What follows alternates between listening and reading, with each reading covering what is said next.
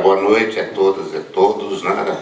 Fernanda já é do Arumilá, já frequenta lá, como ela disse, há uns 10 anos e não podia recusar o convite de estar aqui participando com vocês desse debate. Na verdade, assim, Consciência Branca foi mais uma provocação do que tema realmente, né? Falar desse tema é falar de dois caminhos que o movimento negro tomou, né? Um é do combate ao racismo propriamente dito e outro na promoção socioeconômica dessa população historicamente discriminada. No caminho do combate ao racismo, efetivamente, nós precisamos entender, e eu estava lendo ali um material que está divulgado aí da psicoterapia de grupo, né? E é fundamental entender como se dá esse processo, a gênese do racismo, como ela se constitui. Como é que o europeu transforma, reifica o ser humano negro em função da sua origem e da cor da sua pele. Logo no início do tráfico, cria-se aí uma contradição na cabeça dos missionários, né? Ora, se somos cristãos e todos são iguais perante seus semelhantes, o que nos permite escravizar um outro ser humano? E a solução veio muito simples: nego-lhe a humanidade. Mas como negar a humanidade a um portador de cultura? Nego-lhe cultura, demonizo tudo aquilo que é desse povo. E aí se constitui essa doença coletiva que é o racismo. Primeiro, pela igreja, demonizando todas as expressões culturais de origem africana, e depois com os lombrosos e vários outros artifícios usados aí para concretizar o racismo no imaginário da sociedade. Então, quando nós vemos aí o maior índice de mortalidade, né, da juventude negra, quando nós vimos aí o caso Cláudia sendo arrastada por um camburão e várias coisas dessas que passam na televisão o tempo todo, a origem é essa aí, a não humanidade do ser humano negro.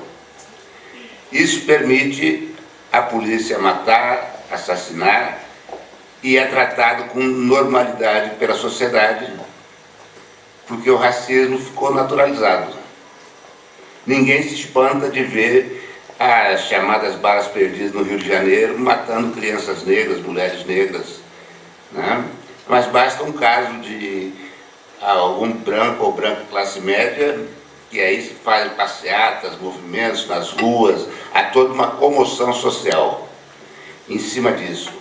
Então, o fundamental no combate ao racismo é desconstruí-lo através da cultura, no campo da cultura. Daí a inspiração para fazer um livro que contasse aí esse processo civilizatório africano e como ele existe e resiste nesse país depois de 500 anos.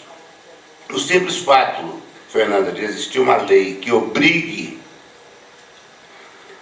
o ensino de história da África, dos afrodescendentes de cultura negra na escola, já é um reconhecimento oficial de que existe racismo.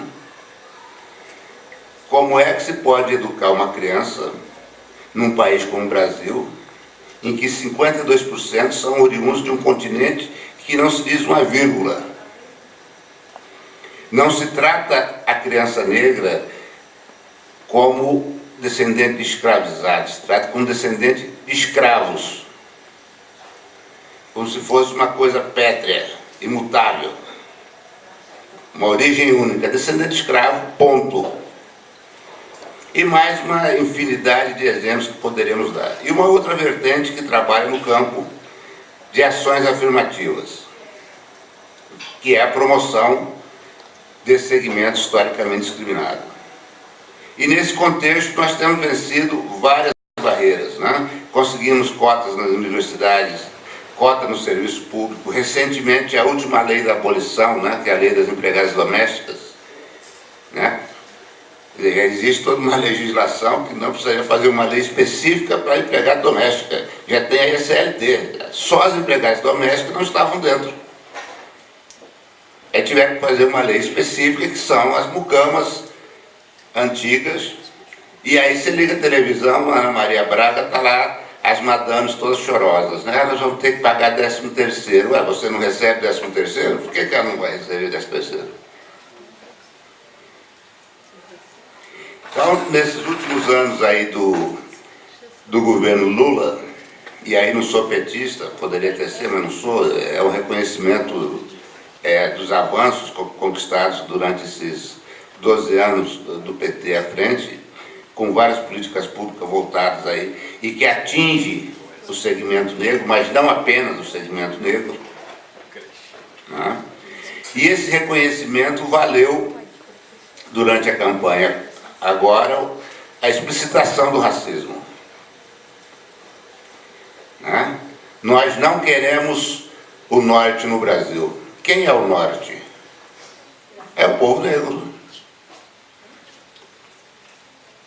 Os analfabetos que não sabem votar, que vivem de cesta básica, etc, etc, etc. Estão falando de quem?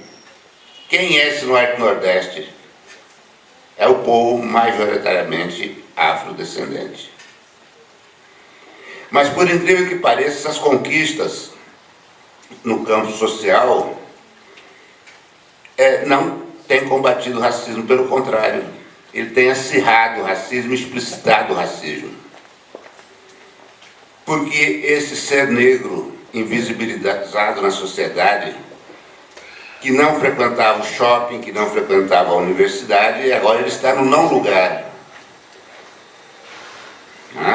Eu costumo dizer que Ribeirão Preto tem, né, da Francisco para cá, Ribeirão Preto para cima é Ribeirão dos Pretos, né?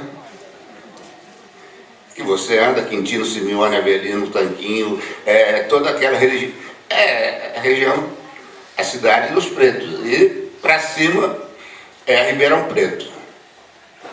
E aí todos os casos de racismo explícito que nós temos visto se dá nesses ambientes, até então não frequentado por negras e negros nesse país.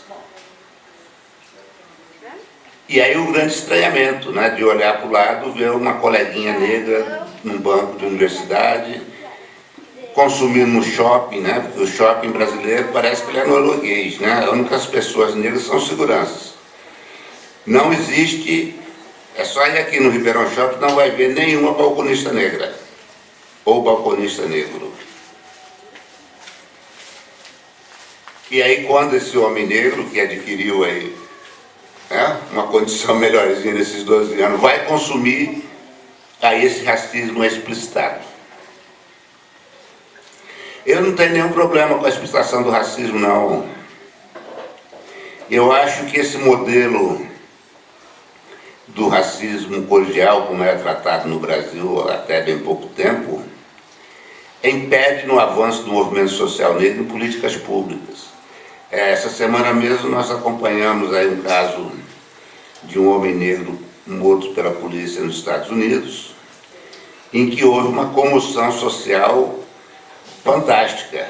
E olhe, eu estou falando de um país que apenas 12% são negros nos Estados Unidos. E aqui nós temos 50 e poucos por cento. E temos as UPPs assassinando todo dia negros no Rio e não há nenhuma comoção social. É o que eu chamo da naturalização do racismo. Quando saiu as UPPs, o afoxé do Carnaval de Ribeirão, quando tinha, que agora a madame Darcy, a alcaidece da cidade, resolveu que não vai ter mais, né? Só nos resta esperar a troca dessa senhora. Nós fazemos a abertura do Carnaval e logo quando surgiu, antes de começar essa matança toda, saiu uma faixa no afoxé.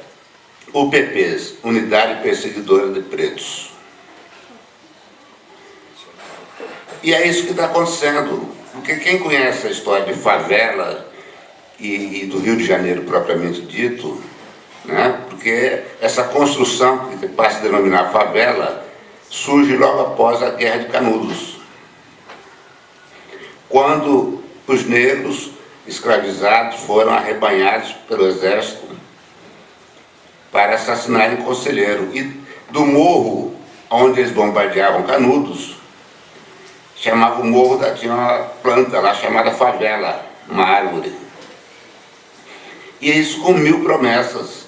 Acabou a guerra, esses negros voltaram todos para o Rio de Janeiro, que tinham várias origens dentro do Brasil, e sobe o Morro do Juramento, que era o único lugar que eles tinham para morar. Então, essa forma de habitação passa a ser denominada favela em função dessa origem, né? Pouco sabe que é Canudos a origem e passa a denominar aí todas as aglomerações não oficiais do país, né?